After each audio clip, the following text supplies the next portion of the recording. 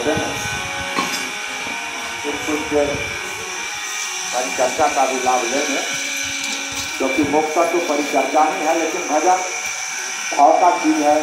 हम लोग भजन करते हैं, पानी पीते हैं, लेकिन हमारी गुरु भोलेनाथ का भजन ही रास्ता खुला है।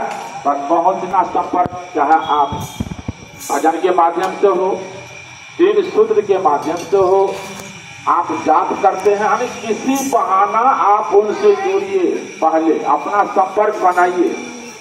जब तक संपर्क नहीं बनाएंगे गुरु से लगाव नहीं होगा, क्योंकि संपर्क आपका मायने रखता है।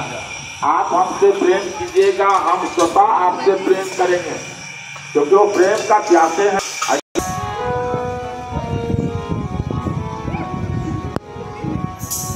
आगे भजन के माध्यम से अपने गुरु को बुलाते हैं, क्योंकि